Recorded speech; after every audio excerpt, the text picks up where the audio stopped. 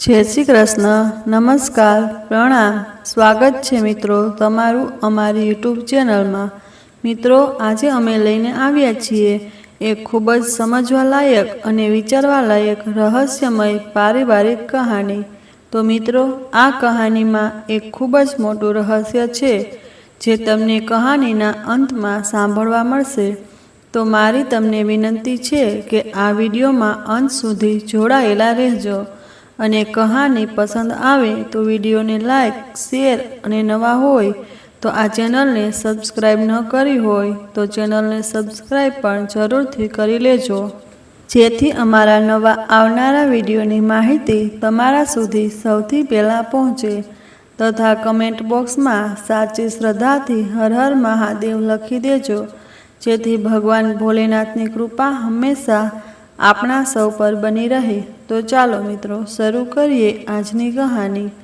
આજે સવારના 7 વાગ્યા હતા અને તૃપ્તિએ પોતાના હાથમાં ચાનો કપ લઈ ન્યૂઝપેપર વાંચવાનું શરૂ કર્યું। આ એનો નિત્યક્રમ હતો। હાથમાં ચાનો કપ, આહલાદક શીતળ સોનેરી સવાર, ન્યૂઝપેપર અને એનો માનીતો હિંચકો। અડધો કલાકની આ એની રોજિંદી ઘટમાળા। વર્ષો પછી એમાં કોઈ ફરક નહોતો પડ્યો। તૃપ્તિ પોતે જ એમ કહેતી કે આ સવારનો અડધો કલાક એ પોતાના માટે જીવે છે। પછી શરૂ થતી એની રોજિંદી ક્રિયા, જેમાં બપોરના 12 ક્યારે વાગી જતા એનો એને ખુદને ખ્યાલ રહેતો નહીં। દીકરી દીકરાને સ્કૂલે જવાની તૈયારી, પતિદેવનું ટિફિન અને તમામ લોકો માટે નાસ્તાઓ અને પછી સમય થતાં સૌ પોતપોતાના સ્થાને જવા માટે નીકળી પડતા। પછી તૃપ્તિ સાચે જ એકલી હોવા છતાંય એકલતા ન અનુભવતી અને કામના ભારણ હેઠળ પણ ક્યારેક ક્યારેક એ પોતાનું એવું વિચારતી કે આખરે શું મળ્યું એને આટલી ઘર સંસારની જવાબદારીમાં ઓતપ્રોત થઈને? એને જે જોઈએ છે તે એને મળ્યું છે ખરા? એના માટે આજે કંઈક અલગ જ સવાર હતી। આજે ઘરમાં એના સિવાય કોઈ નહોતું। પતિદેવ, દીકરો દીકરી બધા બહાર ગામ ગયા હતા, એટલે કામની કોઈ ઉતાવળ નહોતી। ન્યૂઝપેપર પૂરું વાંચી જરાક આંખો મીચી એ 2 મિનિટ શાંત થવા બેસી રહી અને ત્યારે જ એના મનમાં વિચારો શરૂ થઈ ગયા। એની ખબર પડી નહીં, નાનપણથી લાડકોડમાં ઉછરેલી તૃપ્તિ એની નજર સમક્ષ તરી આવી। પોતાના બ્રાહ્મણ કુટુંબમાં મર્યાદા હોવા છતાં સંસ્કારોનું ચિંતન પામેલી તૃપ્તિએ કોઈ ન પાબંદી નહોતી। એના પર એના મમ્મી પપ્પાને કાંઈ જ રોક નહોતી। એવું દ્રઢપણે માનતા હતા કે બાળકને સંસ્કાર જ એવા આપો કે એનું ધ્યાન તે જાતે જ રાખતા શીખે। તૃપ્તિ કદાચ એટલે જ બીજા બાળકો કરતાં વધુ તેજસ્વી હતી। અભ્યાસમાં, ઇતર પ્રવૃત્તિમાં બધે જ એનું નામ ગાજતું અને એના મમ્મી પપ્પા જોઈને હરખાતા। પણ એમ કરતાં કરતાં તૃપ્તિ જ્યારે ઉંમર લાયક થઈ ત્યારે એને સારું ઘર, સારું વ્યક્તિત્વ જોઈને પરણાવી દીધી। લગ્ન કરી અને પોતાના સાસરે આવતા જ તૃપ્તિને ખ્યાલ આવ્યો કે તેના પિયર કરતાં તો અહીં તદ્દન વિપરીત વાતાવરણ છે। રોકટોક ફરીથી તૃપ્તિને હવે જાણે કે વાતે વાતે બધાયની પરવાનગી લેવી પડતી હતી। ઘણી વખત કહેવાતા સંસ્કારના આંચલા હેઠળ તૃપ્તિને ન ગમતા કામ પણ કરવા પડતા હતા। પિયર કરતાં તદ્દન વિપરીત રસોઈ, એ પણ બધાય માટે અલગ અલગ પ્રકારની। એના પતિદેવ ભલે બ્રાહ્મણ હતા, પરંતુ સવારે નાસ્તામાં એને ઓમલેટ જોઈએ જ। એના સાસુ સસરાને હળવો નાસ્તો અને કડક મીઠી ચા। એમ કરતાં કરતાં સાસરિયામાં એડજસ્ટ થતાં તૃપ્તિને 1 વર્ષ ક્યાં વીતી ગયું એની એને ખબર જ ન પડી।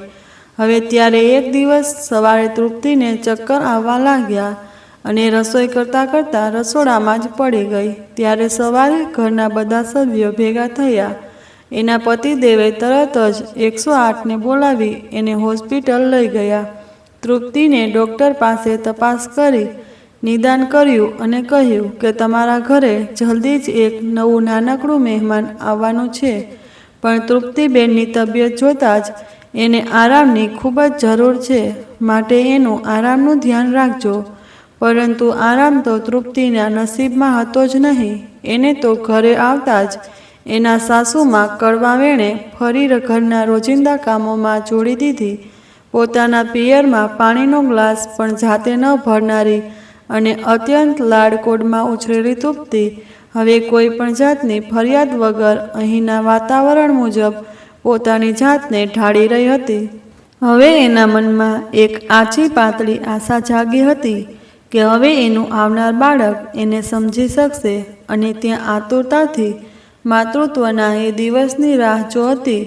દિવસો પસાર થવા લાગ્યા, પરંતુ તૃપ્તિના જીવનમાં વિધાતાએ જાણે કંઈક બીજું જ નિર્ધાર્યું હતું. એથી અપૂરતા આરામ અને ડૉક્ટરની સલાહની અવગણના કરવાથી અધૂરા મહિને જ એને કુશવાળ થઈ ગઈ. તૃપ્તિને એના આંસુનો જાણે કે કોઈ જ બાદ સીધા અને સરળ શબ્દોમાં કહી જ નહોતા શકતા. એના શબ્દોમાં આશ્વાસન ઓછું અને મેણા વધુ હોય, જેના કારણે તૃપ્તિ હવે જાણે અજાણે ડિપ્રેશનનો ભોગ બનતી ગઈ. હવે તો એ બધું જ ઓછું બોલતી હતી, જાણે કે તે જીવવા ખાતર જ જીવતી હતી. પોતાના પતિ તરફથી મળતો ઓછો સમય અને સાસુના મેણા આખો દિવસ સાંભળવાના જેના ફળ સ્વરૂપે એક વખત તો એને નિરાશા અને હતાશાના આવેગમાં આવીને પોતાના કાંડાની નસ કાપી નાખી હતી. પરંતુ કુદરત પણ જાણે એનું શાન મોત પણ એને આપવા મંજૂર ન હતી. તેથી ત્યારે તૃપ્તિ બચી ગઈ અને થોડોક સમય જાણે કે એના ઘરવાળા પણ બધા શાંત થઈ ગયા. જેના ડિપ્રેશનમાંથી તૃપ્તિ માંડ માંડ બહાર નીકળી શકી હતી અને ફરીથી નવેસરથી પોતાનું જીવન જીવવાનું શરૂ કર્યું હતું. ત્યારે ફરી એક વખત તૃપ્તિના જીવનમાં માતૃત્વની આશા બંધાણી. આ વખતે પહેલાંના અનુભવને ધ્યાનમાં રાખી તે ઘરના સૌએ પૂરતું ધ્યાન અને તૃપ્તિની સાર સંભાળ રાખી. હવે તૃપ્તિ પણ જાણે કે મક્કમ થઈ નવા મહેમાનને આવકારવા સજ્જ થઈ. પડે પડે એ નાનકડા જીવને પોતાના શરીરમાં વિકસતું અનુભવતી અને તે ખૂબ જ ખુશ હતી. આખરે સમય પણ આવી ગયો અને તૃપ્તિને એની નાજુક નમણી અને સુંદર પ્રતિકૃતિ સમી દીકરીનો જન્મ આપ્યો. દીકરી આવી અને જાણે તે ફરી પાછું એના સાસુજીનું એ જ મેણા ટોણાનું દુષ્ચક્ર શરૂ થઈ ગયું. તૃપ્તિ ઘણી વખત વિચારતી કે આખરે આનો અંત શું? એને ક્યારેય બે ઘડી શાંતિ મળી શકશે ખરા? ક્યારેક તો એના મનની લાગણીને સમજીને એના પતિ બે ઘડી એની પાસે બેસી અને કંઈક બે ચાર શબ્દો પ્રેમના કહે. પરંતુ કામની વ્યવસ્થાને લીધે એના પતિ તૃપ્તિ કે એની દીકરી આસ્થા તરફ વધુ ધ્યાન આપી શકતા નહીં.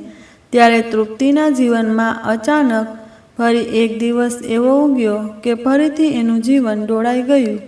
એની નાનકડી અને નાજુક દીકરી આસ્થાને હજુ સુધી માંડ 6 મહિના થયા હતા અને તે બીમાર પડી ગઈ. જ્યારે એને ડૉક્ટર પાસે લઈ ગયા ત્યારે ડૉક્ટરે એનું નિદાન કર્યું અને કહ્યું, આસ્થાને ન્યુમોનિયા થયો છે. હમણાં એની તબિયતનું ધ્યાન રાખવું પડશે. આસ્થાને વધુ રડવા ન દેતા, નહીં તો હાલત વધારે નાજુક થઈ જશે. હવે તો તૃપ્તિ પણ જાણે કે આસ્થાની તબિયત સાચવવાની વધુ એક જવાબદારી આવી ગઈ. હવે કંઈ પણ કામ હોય, પરંતુ જરાક પણ આસ્થાનો અવાજ સાંભળતી તો એ દોડી જતી. એક વખત તો ઉતાવળમાં આસ્થાને છાની રાખવા જતાં રસોડામાંથી એનો પગ લપસ્યો અને તૃપ્તિ ધડાકાભેર પાછળ તરફ પડી. ભરવાના કારણે એને મૂઢ માર લાગ્યો અને દુખાવો પણ થઈ રહ્યો હતો. તેમ છતાં એ બધું ભૂલી અને પોતાની દીકરી આસ્થાને શાંત કરી રહી હતી. અને જરાક આડે પડખે થઈ ત્યાં તો એના સાસુનું વ્યંગબાણ આવ્યું. અરે ઓ રાજકુમારી, સૂઈ લીધું હોય તો જરાક રસોડામાં પધારીને હવે આ બધું કામ પતાવો. ત્યારે તૃપ્તિ જાણે કે ઘડીક પહેલાંનું કરતર ભૂલીને પાછી રસોડામાં જઈને અશ્રુભર્યા આંખે પોતાનું કામ કરવા લાગી. ત્યારે એને વિચાર્યું કે આજે નિશાંતને કહીને આ કાયમી સમસ્યાનો ઉકેલ લાવવો જ પડશે. હવે ત્યારે સાંજે નિશાંત કામ પરથી એ ઘરે આવ્યો ત્યારે તૃપ્તિએ જરાક વાત શરૂ કરવાની કોશિશ કરી. ત્યાં જાણે કે આ પળની જ રાહ જોતા હોય એમ એના સાસુએ કહી દીધું, તને કામ કરવામાં બહુ તકલીફ પડતી હોય તો અલગ થઈ જાવ. બહુ દિવસથી આ બધું જોઈ રહેલા નિશાંતે પણ આજે પોતાનું મન મક્કમ કરી લીધું અને બંને જણા પોતાની દીકરી આસ્થાને લઈને કોઈ પણ જાતનો સામાન લીધા વગર ઘરની બહાર નીકળી ગયા. 2-4 દિવસ આઘાતમાં વિતાવ્યા પછી નિશાંત અને તૃપ્તિ ધીરે ધીરે નવા વાતાવરણમાં ગોઠવાતા ગયા. તેમને એના નવા અનુભવો થતા ગયા અને જીવન એમ જ ગોઠવાયું ગયું. સરળ વેગે વહેતા જીવનમાં ફરી અડચણ ન આવે તો જ નવાઈ. હવે તો ફરીવાર તૃપ્તિને સારા દિવસો રહ્યા હતા. હજુ તો આસ્થા માંડ 2-2.5 વર્ષની થઈ હશે ત્યાં ફરી એક નવા મહેમાનના આગમનના ભણકારા વાગવા મળ્યા. પરંતુ નિશાંત ત્યારે આ નવા મહેમાનને આવકારવા તૈયાર ન હતો. તેથી પતિ પત્ની વચ્ચે રોજ એક જ વાત પર ચર્ચા થવા લાગી કે તૃપ્તિ, આ બાળક આપણે અત્યારે નથી જોઈતું, કારણ કે તને ખબર તો છે આપણી આર્થિક પરિસ્થિતિ અત્યારે ખરાબ છે. ત્યારે તૃપ્તિ એના પતિને દલીલ કરતી કે નિશાંત, પ્રભુજીની મરજી હશે તો જ એને આ નવા મહેમાનને મોકલ્યું હશે ને ના, મારે આ બાળકને પૃથ્વી પર આવવા દેવું જ છે. પરંતુ ખૂબ જ ચર્ચાઓ, રીસામણા, મનામણા અને ઉગ્ર દલીલો છતાં પણ છેવટે કંઈ ન વળ્યું અને તૃપ્તિ ન ચાહવા છતાંય એને અબોર્શન કરાવવું પડ્યું. અત્યારે ફરીવાર જાણે કે તૃપ્તિ પર વજ્રાઘાત થયો હોય એવું એના મનમાં લાગી રહ્યું હતું. તેમ છતાંય તૃપ્તિ જાણે કે હાર માનવા તૈયાર ન હતી. એને ખુદ પર અને ભગવાન પર અટલ વિશ્વાસ હતો. હવે પહેલાં કરતાં વધુ સમય એ આધ્યાત્મિક થઈ ગઈ. હવે તો જાણે એને બીજા શયામ રસ ન રહ્યો અને હવે તો એ બધી અને એનો ઠાકોરજી ભલા, તે અને એની ઢીંગલી આસ્થા અને નિશાંત, બસ એની નાનકડી દુનિયાના સડસડાટ વહેતા જીવનમાં ફરી એક વળાંક આવ્યો અને જેણે તૃપ્તિના અસ્તિત્વ પર ઘેરો પ્રહાર કર્યો. આજે કામ પ્રતિ ઘરે આવતા જ નિશાંત એકદમ તૃપ્તિ પર વરસી પડ્યો અને કહેવા લાગ્યો કે આજે બપોરે ક્યાં ગઈ હતી? મેં તને કેટલા ફોન કર્યા, પરંતુ તે મારો એક પણ ફોન રિસીવ કેમ ન કર્યો? હજુ તો તૃપ્તિ કંઈ કહેવા જાય એ પહેલાં જ જાણે કે આજે નિશાંતનો ગુસ્સો 7મા આસમાને હતો. હકીકતમાં બન્યું તું એવું કે તૃપ્તિની એક અંગત મિત્ર ક્રિશા, કે જે સ્કૂલ કોલેજમાં એની સાથે ભણતી હતી, તે આવી હતી અને તૃપ્તિને જબરદસ્તી પોતાની સાથે બહાર લઈ ગઈ હતી. એણે તૃપ્તિને નિશાનને ફોન પણ ન કરવા દીધો અને તૃપ્તિ પણ એનો ફોન સાથે લઈ જવાનું ભૂલી ગઈ હતી.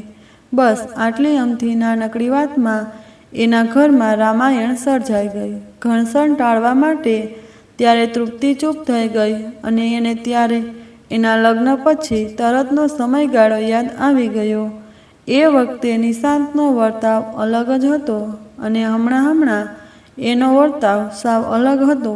જાણે કે નિશાંતના આવા વર્તાવને તૃપ્તિ ઓળખતી જ ન હતી. એને ક્યાં ખબર હતી કે નિશાંતના ઉતાવળિયા નિર્ણયને કારણે એને ધંધામાં મોટી ખોટ આવી છે. ત્યારે નિશાંત પણ એવું સમજતો કે ધંધાની વાત ઘરે લાવીને એનો શું અર્થ? આખરે સ્ત્રીની બુદ્ધિ કેટલે કદાચ આવી જ મનોવૃત્તિને લીધે એ મૂંઝાયેલો રહેતો હતો અને કહી શકતો નહીં. કદાચ આજ પહેલીવાર એને તૃપ્તિ પર હાથ ઉઠાવ્યો હતો, પરંતુ એનો ગુસ્સો શાંત થયા પછી નિશાંતને પણ જરૂર અફસોસ થયો. એણે આ ખોટું કર્યું છે, પણ જો તે પોતાની પત્નીની માફી માંગે તો એની પુરુષત્વ દંડવાય અને કહેવાતા પુરુષ પ્રધાન સમાજમાં એની કિંમત ન રહે એવો છૂપો ડર પણ એના મનમાં ખરો. ત્યારે બહુ જ મનોમંથન પછી એને તૃપ્તિ સાથે નિખાલસ મનથી ચર્ચા કરવાની શરૂ કરી અને કહેવા લાગ્યો કે તૃપ્તિ, કદાચ હું એક પતિ, એક પિતા, એક પુત્ર તરીકેની જવાબદારી નિભાવવામાં નિષ્ફળ ગયો છું. ધંધામાં અમુક ખોટા નિર્ણયને લીધે મને ખોટ આવી અને હવે લેણદાર મને રોજના માનસિક દબાણ કરે છે. એના ટેન્શનમાં આજે મારાથી તારી સાથે આવું થઈ ગયું. હવે હું શું કરું એ મને નથી સમજાતું. ખાસી વાર સુધી બંને જણા સૂન બેસી રહ્યા. થોડીક વિચારણા પછી તૃપ્તિએ નિશાંતનો હાથ પોતાના હાથમાં લઈને કહ્યું, તમે ગભરાવો નહીં, તમને કશું નહીં થાય. આપણે બંને સાથે મળી અને બધી પરિસ્થિતિને પહોંચી વળીશું અને આપણે નવેસરથી ઉઠવાની કોશિશ કરીએ. આ વખતે હું તમારી સાથે ખભો મિલાવી તમારી પડખે જ ઊભી રહીશ. તૃપ્તિના આટલા શબ્દોએ જાણે કે નિશાંતના નવા જોશનું નિરૂપણ કર્યું અને તે ફરી મક્કમ થઈ અને ધંધામાં બમણા વેગે પ્રયત્ન કરવા લાગ્યો. તૃપ્તિ પણ પોતાના પર આવી પડેલી વધુ એક જવાબદારીને નિભાવવા સજ્જ બની અને નિશાંતને પડખે ઊભી રહી. સવારે ઘરનું કામ અને આસ્થાને સ્કૂલે મોકલવાનું એ બધું આટોપી અને તે પણ નિશાંતને ઓફિસ જવા લાગી. કુદરત પણ આખરે ક્યાં સુધી રૂઠેલી રહી શકે? ધીમે ધીમે બધું થાળે પડવા લાગ્યું. એક દિવસ ફરી તૃપ્તિના જીવનમાં નવા મહેમાનના આગમનના સંકેત મળ્યા. આ વખતે પણ ગયા વખતે જેવું ન થાય એની તકેદારી સાથે તૃપ્તિ પોતાની સંભાળ રાખવા લાગી. પરંતુ મિત્રો, એક સરખા વેગે વીતે તો એ જીવન થોડું કહી શકાય. ફરી એક દિવસની સવાર તૃપ્તિ માટે ગોઝારી બનીને આવી. હજુ તો લગભગ સવારના 4 વાગ્યા હશે અને તૃપ્તિનો મોબાઈલ રણક્યો. ઊંઘ ભરી આંખોથી નંબર જોયો ન જોયો. ફરી અને તૃપ્તિએ ફોન રિસીવ કર્યો. હેલો, સામે છેડેથી અવાજ આવ્યો. હેલો, હું સર્વોદય સાર્વજનિક હોસ્પિટલથી બોલું છું. તમે નિશાંતના ધર્મપત્ની છો? તૃપ્તિએ કહ્યું, હા. તો સામેથી માહિતી અપાઈ કે આપના પતિ નિશાંતનું એક્સિડન્ટ થયું છે. આપ જલ્દી હોસ્પિટલ આવી જાઓ. આ સાંભળી અને તૃપ્તિની ઊંઘ ઉડી ગઈ. પરંતુ હજુ તો નાનકડી આસ્થા સૂતી હતી. તેને હળવેકથી તેડી અને તે ઉતાવળે ઘર લોક કરી નીકળી ગઈ હોસ્પિટલ જવા. હોસ્પિટલ પહોંચી તો એણે એર ડેસ્ક પર પૂછપરછ કરી. રૂમ નંબર 3માં પહોંચી અને એણે જોયું તો નિશાંત બેડ પર સૂતો હતો અને એના ડાબા હાથે અને ડાબા પગે પાટા બાંધેલા હતા. એટલામાં ડૉક્ટર ત્યાં આવ્યા અને એમણે તૃપ્તિને માહિતી આપી કે નિશાંતની ગાડીનું એક્સિડન્ટ થયું અને તેને ત્યાંના સ્થાનિકોએ અહીં દાખલ કરાવ્યો છે. નિશાંતને ડાબા હાથે અને ડાબા પગે ફ્રેક્ચર છે. 2-4 દિવસ પછી હોસ્પિટલની રજા મળી જશે અને એને લગભગ 3 મહિના સુધી પાટા રાખવા પડશે. હોસ્પિટલનું બિલ ભરવા એને કોઈ મદદ કરે તો કરે તેમ ન હતું અને એના સાસુ સસરાએ તો એની સામે તમામ સંબંધો પણ પૂર્ણ વિરામ મૂકી દીધો હતો. એના પિયરમાં પણ તે કહી શકે એમ ન હતી. આખરે એણે એના પથ્થરની સઘળી બચત, અનાજ છતાં રકમ ખૂટતા એના દાગીના વગેરે ગીરવે મૂકી હોસ્પિટલનું બિલ ભર્યું અને નિશાંતને રજા આપી અને ઘરે લાવી. આ 3 મહિના દરમિયાન તૃપ્તિ બધું જ સાચવતી. ઘર, ઓફિસ, આસ્થા અને નિશાંતને. નારી તું નારાયણી કેમ કહેવાય છે એ નિશાંતને હવે સારી રીતે સમજાઈ ગયું હતું. આ તરફ નિશાંત થોડોક હરવા ફરવા લાગ્યો અને તૃપ્તિ હોસ્પિટલમાં એડમિટ થઈ. નવા મહેમાનને લાવવા માટે જ્યારે નાનકડા મહેમાનના આગમનના સમાચાર મળ્યા ત્યારે નિશાંત અને આસ્થા ખૂબ જ ખુશ થયા. નાનકડા હર્ષના આગમનથી જાણે કે એમના જીવનમાં હવે એના વળતા પાણી થયા હતા. એનું જીવન જાણે કે હવે સડસડાટ વહેતું હતું અને સુખની પળો જાણે કે એના દરેક દસ્તક લેવા લાગી હતી. તૃપ્તિને થયું કે હાશ, હવે જરાક માંડ સારા દિવસો દેખાઈ રહ્યા છે. નિશાંતનો બિઝનેસ પણ હવે જામવા લાગ્યો હતો. તૃપ્તિના પગલાં ઓફિસે પડ્યા અને ઘરમાં એને સફળતા મળવા લાગી. એમ નિશાંત વારે વારે કહેતો. આસ્થા અને હર્ષ બંને વાર્તાની રાજકુમારીને જેમ દિવસે ન વધે એટલા રાત્રે ને રાત્રે ન વધે એટલા દિવસે વધવા લાગ્યા. તૃપ્તિ પણ રોજ ભગવાનને પ્રાર્થના કરતી કે હે પ્રભુ, હવે બસ આમ જ અમારા દિવસો વીતતા રહે. જો તારો આભાર. તમારા હમણાંથી તૃપ્તિ રોજિંદી ઘટમાળામાં પોરવાયેલી રહી હતી કે ઘણી વખત તેને પોતાને આશ્ચર્ય થતું કે ક્યાં એ પિયરમાં સૌની લાડકી તૃપ્તિ અને ક્યાં આ તૃપ્તિ જે આજે સૌ કોઈને સાચવી લે છે.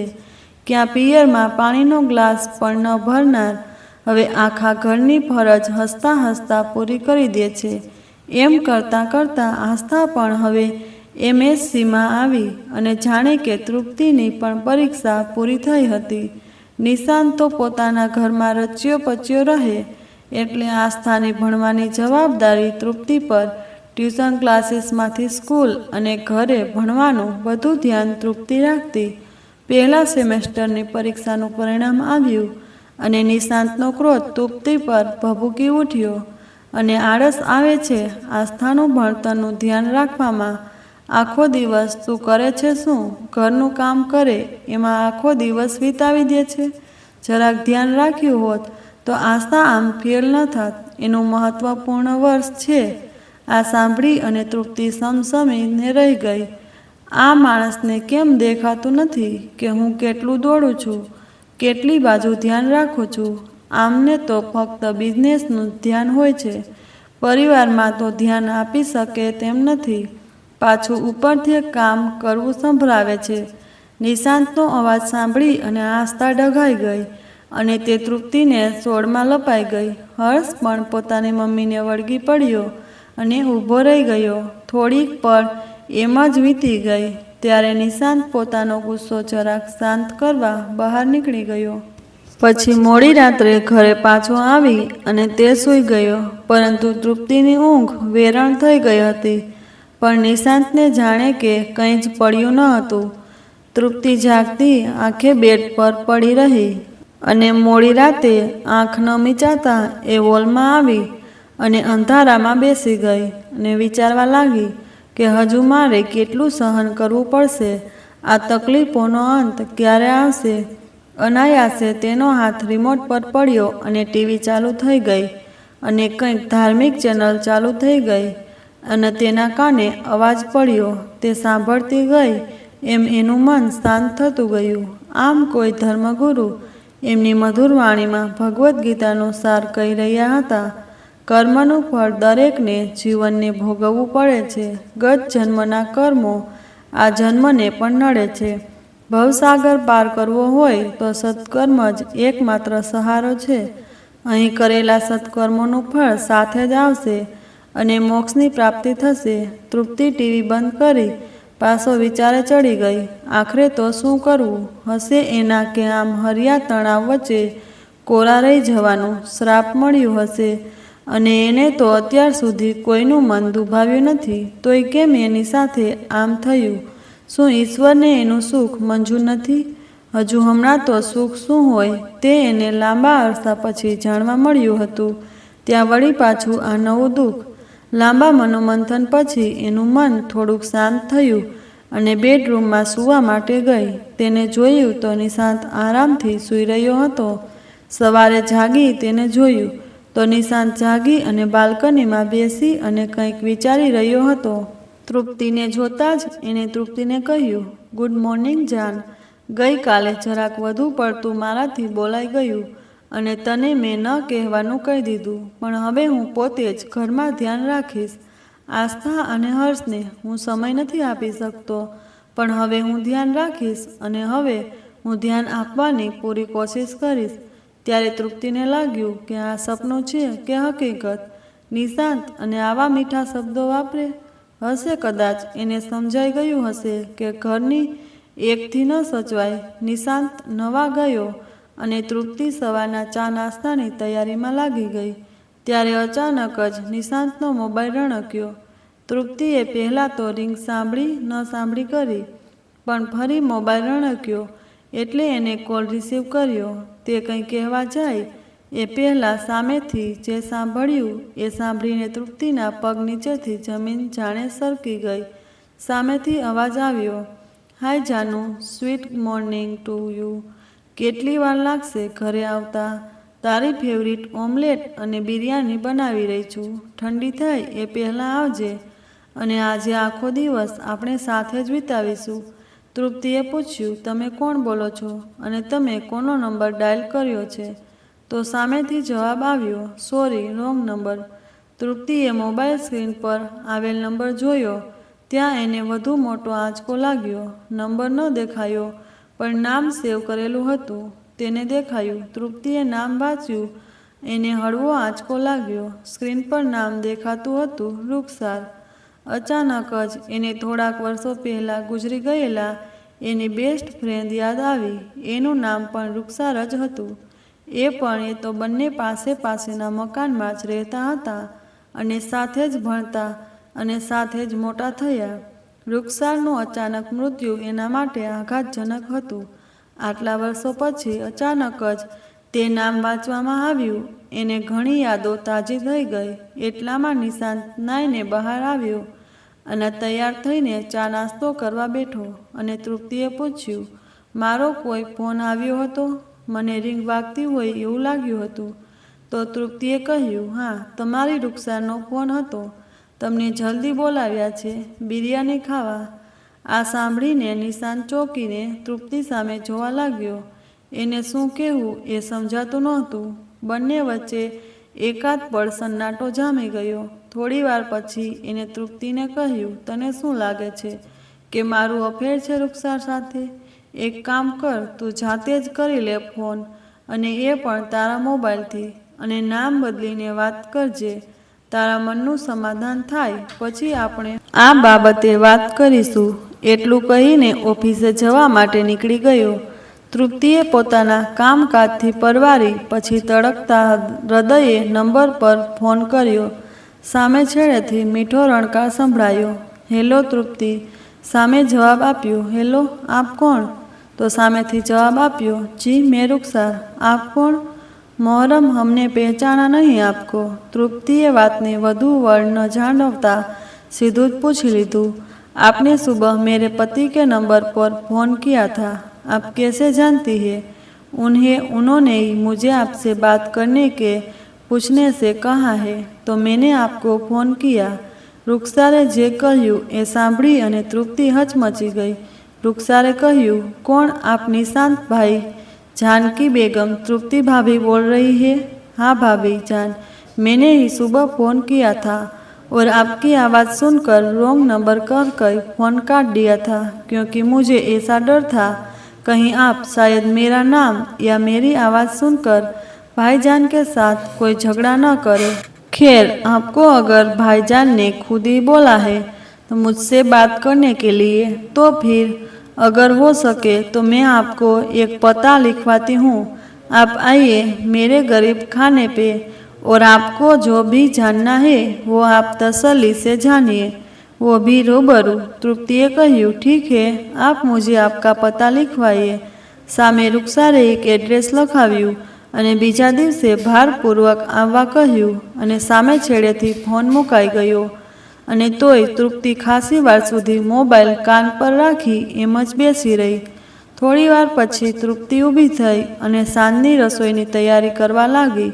પણ એને ક્યાં ખબર હતી કે સાંજ થોડો અલગ હશે. આજે એના માટે સાંજ પડી અને નિશાંત કામ પરથી આવ્યો. તૃપ્તિના હૈયે જે ફરક હતી એવું કંઈ જ બન્યું નહીં. ઉલટું નિશાંત આજ થોડા હળવા મૂડમાં દેખાતો હતો.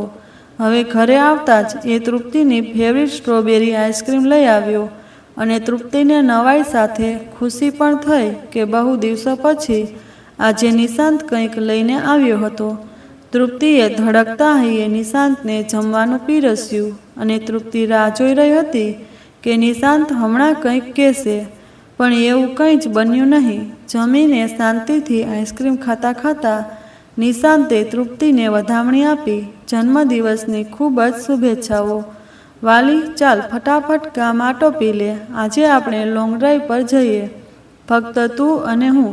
ત્યારે તૃપ્તિએ મનમાં થયું, ઓ માં, આ માણસ એટલું બધું યાદ રાખી શકે છે? મને પણ યાદ નથી કે છેલ્લે મેં મારો જન્મદિવસ ક્યારે ઉજવ્યો હતો. પછી ફટાફટ કામ આટોપી તૃપ્તિ અને નિશાંત ફરવા નીકળ્યા. પણ ચાલતા ચાલતા તૃપ્તિ પોતાના મનમાં વિચારી રહી હતી કે નિશાંત તો લોંગ ડ્રાઈવનું કહેતો હતો, તો ચાલતા કેમ થઈ જાય છે? તૃપ્તિના મનમાં હજુ તો આશ્ચર્યની શરૂઆત થઈ હતી. તો એવો બંને જણા 4-5 ડગલા હાલ્યા હશે અને ત્યાં જ એક નવી નકોર કાર પડી હતી. અચાનક એનો લોક ખોલવાનો અવાજ આવ્યો અને તૃપ્તિ સહિત ચમકી નિશાંતનો હાથ પકડીને ઊભી રહી. ત્યારે નિશાંતે કહ્યું, હા વાલી, ઓ મિનિસ્ટર, મારી અર્ધાંગીની કે જેના વગર કદાચ સાચે જ હું અધૂરો છું. તારા જન્મદિવસની આ મારા તરફથી તને નાનકડી ભેટ. તૃપ્તિ અને નિશાંત લોંગ ડ્રાઈવ પર જઈ આવ્યા અને ઘરે નવી ગાડી લઈને આવ્યા એટલે આસ્થા અને હર્ષ પણ દોડતા બહાર આવી ગયા.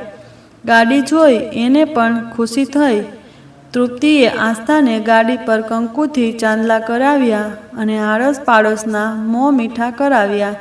બીજા દિવસે તૃપ્તિએ રૂક્ષારને કહે સમય મુજબ એના આપેલ સરનામે જવા માટે નીકળી. રૂક્ષારે લખાવેલ એડ્રેસ પર જ્યારે તૃપ્તિ પહોંચી અને નાનકડો ઝાંખો ખોલીને તે અંદર ગઈ, ત્યાં સામે જ એક કાઉન્ટર પર એક સફેદ સાડીમાં જાજરમાન મહિલા બેઠી હતી. વાલા ભર્યા સ્મિત સાથે તૃપ્તિ સામે જોઈ રહ્યા. ત્યારે તૃપ્તિએ કહ્યું, મારે રૂક્ષારજીને મળવું છે. તો મહિલાએ કહ્યું, યુવાનજી બોલીએ, मैं ही रुखसार हूँ. आप शायद तृप्ति भाभी है ना? तृप्तिए કહ્યું, हाँ रुखसार जी. मैं કહ્યું, सुबह से आपकी राह देख रही थी. पहले तो आप तशरीफ रखिए, पानी पीजिए. એટલે એમણે બેલ મારીને એક બહેનને બોલાવ્યા અને પાણી મંગાવ્યું. પાણી પીધા પછી તૃપ્તિએ રૂક્ષાર સામે જોયું એટલે એમણે કહ્યું, કહો ભાભી જાન, આપકો ક્યાં જાનના હૈ? એટલે તૃપ્તિએ ગઈકાલે સવારે આવેલા ફોન વિશે પૂછ્યું. कल सुबह फ़ोन पे इस तरह बात करने की वजह क्या है? अगर आप निशांत को भाई कहती है तो कल फ़ोन पर जान क्यों कहा? आपने रुखसार बे पल वहीं जवा दीधी. आश्वासन કે ક્યાંથી શરૂઆત કરું? આખરે એક દ્રઢ નિર્ણય પર આવી અને તૃપ્તિને કહ્યું, આપ આઈએ મેરે સાથ. તૃપ્તિ અને રૂક્ષાર બંને જણા એક ઇમારતની અંદર એક રૂમમાં બારણા પાસે આવીને અટક્યા અને રૂક્ષારે કહ્યું, लो भाभी जान, आपके सब सवालों का जवाब इस कमरे में है, आप खुद ही देख लो. ત્યારે તૃપ્તિએ ધડકતા હૃદયે દરવાજો હળવેકથી ધક્કો માર્યો. દરવાજો ખુલતા સામે એક બેડ પર કોઈ ચાદર ઓઢીને સૂતું હતું. દરવાજો ખોલવાના અવાજથી આંખ ખુલતા જ ચાદર સરકાવીને મોં ખુલ્લું કર્યું. તૃપ્તિ તો એ જ પળ જોઈ રહી અને એક નિસ્તેજ પર સુંદર ચહેરો એની સામે હતો. અનિશા નામ હતું એનું. કાંઈ જ બોલ્યા વગર તૃપ્તિ એકાદ મિનિટ ત્યાં ઊભી રહી. બહાર આવી ગઈ પછી રૂક્ષારે લાંબી વાત ટૂંકમાં કરી. તમે અનિશાને જોઈને? તે થોડાક દિવસોની મહેમાન છે. આ દુનિયામાં એક એક્સિડન્ટમાં એનું માથાથી નીચેનું આખું શરીર લકવાગ્રસ્ત થઈ ગયું. એને ગંભીર બીમારી હોવાથી બચવાની કોઈ પણ આશા નથી. બસ થોડાક દિવસની જ વાત છે. અને નિશાંતભાઈના અવાજથી સામ્યતા એના પ્રેમની આકાશ સાથે મળતી આવે છે. એટલે એને મન થાય ત્યારે તે આમ નિશાંતભાઈ સાથે આકાશ સમજીને વાત કરી લે છે. આ વાત ફક્ત હું અને નિશાંતભાઈ જ જાણતા હતા અને આજે તમને ખબર પડી ગઈ. નિશાંતભાઈના અવાજથી જ એને થોડીક રાહત મળે છે. બાકીના આકાશ તો ક્યારનો એને છોડીને જતો રહ્યો છે. હવે તમને સમજાઈ ગયું હશે કેમ ફોન પર આવું હતું. ત્યારે તૃપ્તિ એક શૂન્ય મનસ્ક થઈને બેસી રહી. રૂક્ષારજીએ ફરી પાણી મંગાવ્યું.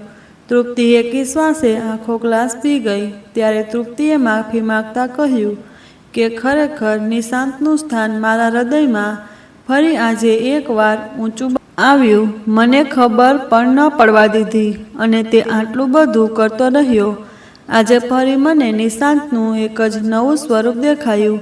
પછી કંઈક હળવાશ અનુભવી રહી હતી કે તેણે ધાર્યું હતું એવું કંઈ જ ન નીકળ્યું. તે રૂક્ષારજી સાથે થોડી ઘણી વાતો કર્યા પછી ઘરે જવા નીકળી. સાંજે નિશાંત ઘરે આવ્યો અને જમવા બેઠો. તૃપ્તિએ એને ભાવતા ગુલાબજાંબુન બનાવ્યા. ત્યારે તૃપ્તિએ નિશાંતને એના વખાણ કર્યા વગર એક જ શબ્દ કહ્યો કે તું સાચી જ મારી બેસ્ટ હાઉસવાઈફ છે. મારા મનની ઈચ્છા તને કેવી રીતે સમજાઈ ગઈ એ આજ સુધી મને ખબર જ નથી પડી. સાચે જ તું ન હોય તો મારું શું થાય? ત્યારે તૃપ્તિએ કંઈ જવાબ ન આપ્યો. રાત્રે સૂતી વખતે નિશાંતે તૃપ્તિને પૂછ્યું, જય આવી અને અનિશાને મળી? ખરા? તૃપ્તિએ સજળ આંખે નિશાંતને કહ્યું. હા, મળી આવી. અને રૂખસારજીએ મને વાત બધી કરી અને આજે તમારું સ્થાન મારા હૃદયમાં હતું એ કરતાં વધી ગયું. તમારા જેવો પુરુષ જીવનસાથી તરીકે પામી હું ધન્ય થઈ ગઈ છું. નિશાંતે કહ્યું. ચાલ હવે સૂઈ જા, બહુ મોડું થઈ ગયું છે. સવારે તારે વહેલા જાગવાનું પણ છે. આજે વર્ષો પછી તૃપ્તિ નિશાંતની બાહોમાં સૂઈ ગઈ. કદાચ આજ એને વધુ હૂંફ મળી રહી હતી અને ઊંઘ પણ શાંતિથી આવી ગઈ. સવારે બંનેએ સાથે જ ચાની ચૂસકી માણી અને આજે વર્ષોથી ચાલ્યો આવતો નિયમ તૃપ્તિએ તોડ્યો. આજે નિશાંત સાથે જ બેસી અને ચા પીધી. કોઈ ચર્ચા વગર, પણ બંને એકમેકને સંભાળતા અને સમજતા રહ્યા. નિશાંત તૈયાર થઈ અને ઓફિસ જવા માટે નીકળ્યો. બાળકો સ્કૂલે જવા નીકળ્યા. તૃપ્તિ બધું કામ આટોપી ઘડીક શાંતિથી બેસવાનું વિચારતી હતી ત્યાં જ ડોરબેલ રણકી. તૃપ્તિએ દરવાજો ખોલ્યો તો સામે એક કુરિયર બોય ઊભો હતો એક પેકેટ લઈને, અને તૃપ્તિએ પેકેટ લઈ લીધું. નિશાંતનું નામ હતું એટલે એને ખોલ્યું નહીં. બીજા કામમાં પોરવાઈ ગઈ. સાંજે નિશાંત આવતા તેણે એ પેકેટ નિશાંતના હાથમાં આપ્યું. નિશાંતે કહ્યું. આ પેકેટ તારા માટે જ છે, તું જોઈ લે ખોલીને. તૃપ્તિએ કહ્યું. પછી જોઈશ. પરંતુ તૃપ્તિની વાત માની જાય તો નિશાંત શેનો? એને કહ્યું. અત્યારે જ જોઈ લે. તૃપ્તિએ સાવ સહજતાથી કોઈ જ ઉત્સુકતા વગર પેકેટ ખોલવાનું શરૂ કર્યું. જેમ જેમ રેપર અલગ થતું ગયું એમ એમ તે આશ્ચર્ય અનુભવતી ગઈ, કારણ કે નિશાંત એના માટે ફેવરેટ કેમેરો મગાવ્યો હતો જે તૃપ્તિને ઘણા સમયથી લેવાની ઈચ્છા હતી. હમણાં તૃપ્તિ ખૂબ રાહત અનુભવતી હતી. જીવનમાં કોઈ નવી ઘટનાઓ આકાર લે તો પણ એને દુઃખી કરે એવું કંઈ બનતું નહોતું અને એનું જીવન સરળતાથી વહી રહ્યું હતું. એમાં ક્યાં ખબર હતી કે એના માટે નિયતિ કંઈક જુદી જ તૈયાર કરી રહી હતી. કહેવત છે ને કે સારા દિવસો ચપટી વગાડતા વીતી જાય અને ખરાબ દિવસો કાપ્યા પણ ન કપાય. એવી જ રીતે આસ્થાની તબિયત અચાનક જ ખરાબ થઈ ગઈ. ડૉક્ટરે તપાસ કરી અને રિપોર્ટ્સ કરાવ્યા અને નિદાન આવ્યું કે આસ્થાને બ્લડ કેન્સર છે.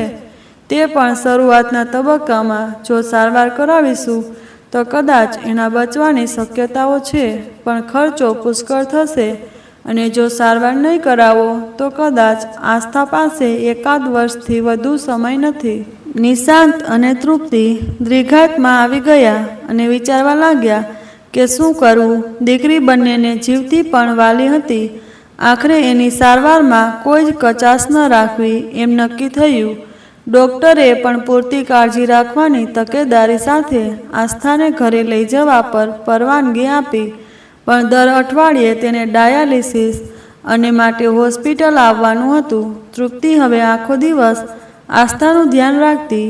એ જે પણ ફરમાઈશ કરે એ પૂરી કરતી. નાનકડો હર્ષ પણ જાણે કે કહ્યા વગર સમજી ગયો હોય એમ એની બહેનની પાસે જ રમતો રહેતો.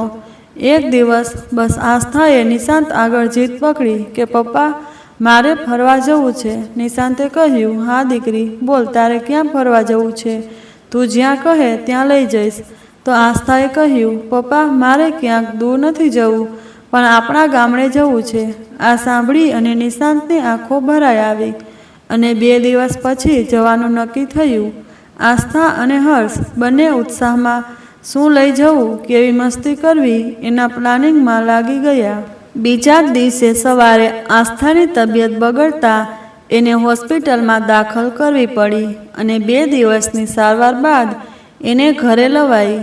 આસ્થા હમણાંથી રોજ ડાયરી લખતી અને તૃપ્તિ એ વાંચવા માંગી તો આસ્થાએ ના કહી અને કહ્યું કે મમ્મી, મને ખબર છે કે હું હવે થોડાક દિવસની જ મહેમાન છું. હું જાઉં પછી આ ડાયરી તું વાંચજે. એ પહેલાં ન વાંચતી. ત્યારે તૃપ્તિએ પ્રોમિસ કર્યું. હા બેટા, તું જેમ કહીશ એમ જ થશે. આસ્થાની બધી ફ્રેન્ડ એને મળવા આવતી. આસ્થા પણ એની ફ્રેન્ડ સાથે થોડીક વાર હસી ખુશી વિતાવતી અને નિશાંત એક દિવસ આસ્થાને ગામડે લઈ ગયો. ગામમાં પ્રવેશતા જ આસ્થા જાણે કે અજીબ રાહત અનુભવવા લાગી. કોઈ અટકેલું કામ પૂરું થયું હોય એવી નિરાત અનુભવતી. એ દિવસ એ લોકો ખૂબ જ ફર્યા. સતત એની વાલી દીદી સાથે હર્ષ સાથે જ રહ્યો. ક્યાંક પણ 1 મિનિટ માટે ખસ્યો નહીં. આખરે મોડી રાત્રે સૌ થાકીને સૂવા ચાલ્યા. તો નિશાંત આજે ઘણા સમય પછી શાંતિથી સૂતા હતા. પણ એમને ક્યાં ખબર હતી કે આવનારી સવાર એમના માટે ગોજારી અને એના એક નવી મુસીબત નીવડશે. આજે વહેલી સવારે તૃપ્તિની આંખ ખુલી. એ આસ્થા પાસે જ સૂતી હતી. આસ્થાનો હાથ એના હાથમાં જ હતો. ધીમેથી એને હાથમાંથી હાથ છોડાવ્યો. ત્યાં અચાનક જ એનું ધ્યાન ગયું કે આસ્થાના હાથમાં કોઈ સંચાર નહોતો. તૃપ્તિને હૈયે ફાડ પડી. એટલે એણે આસ્થાને જગાડવાનો પ્રયત્ન કર્યો. પણ આસ્થા હવે તો બીજી દુનિયામાં પહોંચી ગઈ હતી. હવે ધીમે ધીમે તૃપ્તિ એના આઘાતમાંથી બહાર આવી રહી હતી. એક દિવસ એની બાજુના મકાનમાં એક ફેમિલી રહેવા માટે આવ્યું. એમને એક નાનકડી બેબી પરી હતી જે હર્ષ સાથે ભળી ગઈ હતી.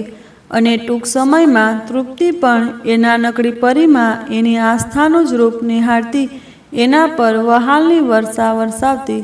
ધીમે ધીમે પરીએ આસ્થાની જગ્યા ક્યારે લઈ લીધી તૃપ્તિના મનમાં ખબર પણ ન પડી.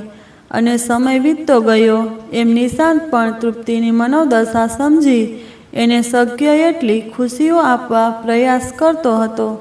હમણાં તૃપ્તિ પણ જાણે કે આઘાત પચાવી અને નવેસરથી જીવવાની શરૂઆત કરી રહી હતી.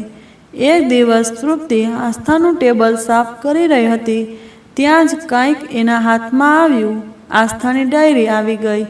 તૃપ્તિએ ડાયરી હાથમાં લઈ ગઈ અને જાણે કે આસ્થાને વાલ કરી રહી હોય એમ છાતી સરસી ચાંપી અને ઘડીવાર સુધી બેસી રહી. છેક અંધારું થયું અને નિશાંત આવીને લાઇટો ચાલુ કરી. ત્યારે તૃપ્તિ એકાએક તંદ્રામાંથી બહાર આવી અને ત્યારે એને અહેસાસ થયો કે ઘણી વખત સુધી તેમ જ બેસી રહી હતી.